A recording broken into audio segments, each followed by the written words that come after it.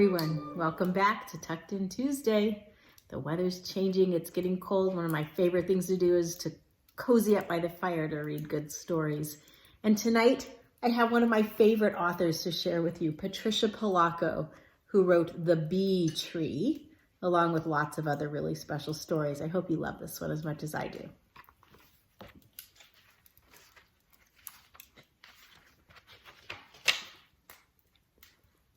I'm tired of reading, Grandpa, Mary Ellen sighed. I'd rather be running outdoors and playing. So you don't feel like reading, eh? Feel like running, do you? Then I expect this is just the right time to find a bee tree, he said, taking down a jar and putting on his lucky hat. What's a bee tree, Grandpa? Mary Ellen asked. Well, it's where the bees make their home. It's where they keep the honey, the sweetest in the land, Grandpa chirped excitedly. But we already have honey, Grandpa, Mary Ellen said.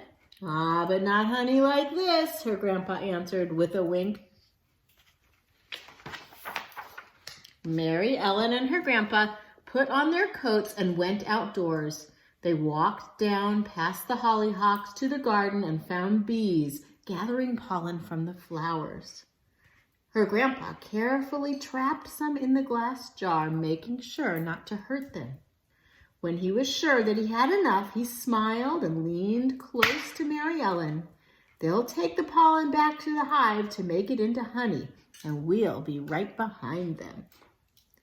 Then he slowly loosened the lid of the jar and let one single bee escape. It stayed on the mouth of the jar for a moment, flew straight up, then buzzed toward the cornfield. Quick now, run! Grandpa called out as he began to chase the bee.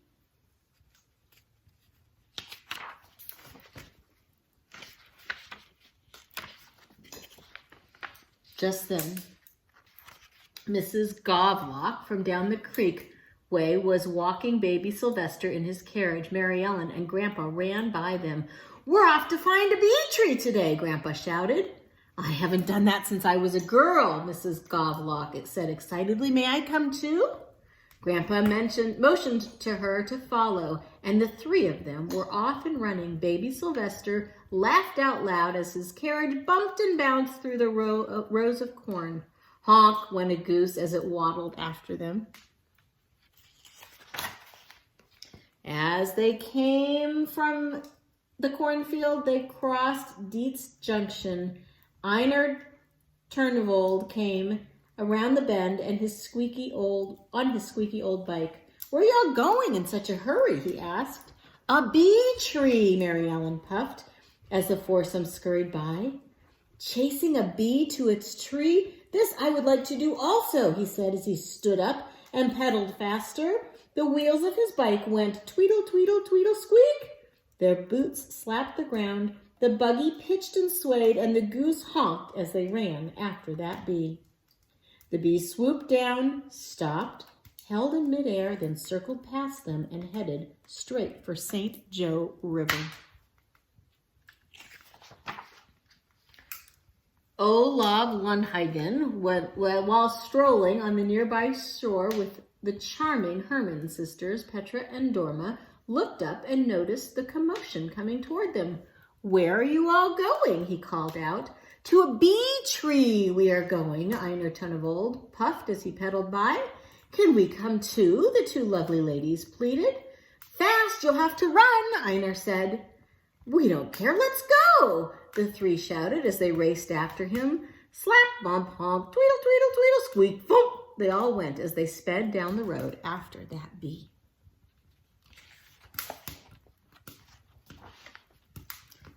Klondike, Bertha Finchworth, just back from an expedition in the Yukon. The car had trouble next to the road. She looked up just in time to see everybody running by. You say you're after a bee tree, she shrieked. Zounds, that won't be easy, but eureka, what an adventure. She sprinted along behind them. The bee dipped and soared as it made its way out of sight.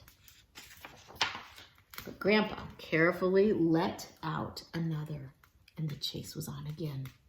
The noisy, merry bunch galloped up over Bird Talk Fellow Ridge, only to run smack dab into Fiduciary Longdrop's herd of goats.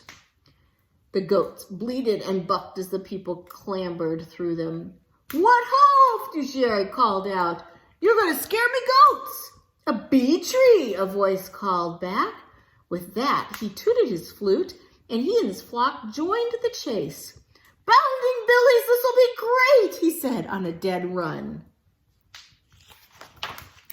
3 traveling musicians looked up just in time to see a thundering stampede of goats, buggies, people, and bikes coming straight for them.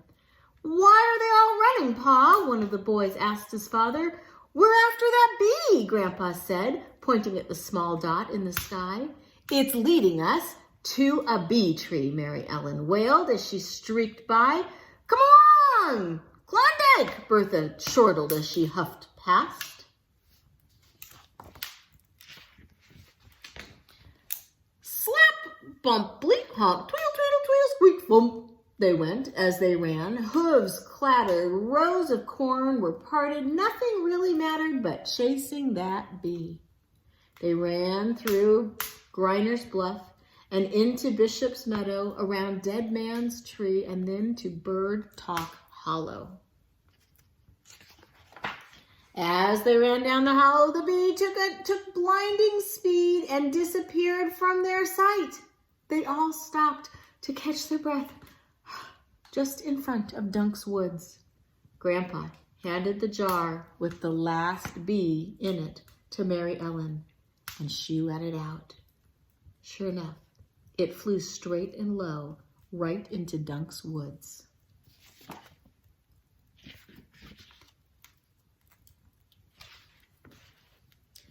"It's the bee tree," Grandpa whispered. "That's where the honey will be, but we'll need plenty of smoke." Everyone set about to build a smoke fire from twigs and damp leaves. When the smoke had quieted the bees, Grandpa balanced on Einer's bicycle and reached into the tree. As he pulled out small pieces of honeycomb, he dropped them into some of baby Sylvester's spare clean diapers that Klondike Bertha was holding. Mary Ellen tied them into neat little bundles, and Mr. Lundhagen put them into the baby carriage. The musicians played merrily as the Herman sisters danced. Grandpa invited everyone back to the house for baking powder biscuits, fresh brewed tea, and of course, the honey. There was music, dancing, tall tales, and raucous laughter as they all buzzed about the sweet adventure of that day. Grandpa took Mary Ellen inside away from the crowd. "Now, child, I'm going to show you what my father showed me and his father before him," he said quietly. He spooned the honey onto the cover of one of her books. "Taste it," he said, almost in a whisper. Mary Ellen savored the honey on her book. "There is such sweetness inside that book, too," he said thoughtfully. "Such things, adventure, knowledge, wisdom. But these things do not come easily. You have to pursue them. Just like we ran after the bees to find their tree, you must also chase these things through the pages of a book." Then he smiled and he hugged her. From that day on, Mary Ellen never again complained about her reading. She found it to be every bit as exciting as a wild chase through the Michigan countryside, and as sweet as the honey from a bee tree. And so, my friends, I hope you always find the sweetness of reading by yourself or with your families or with others. Sweet dreams.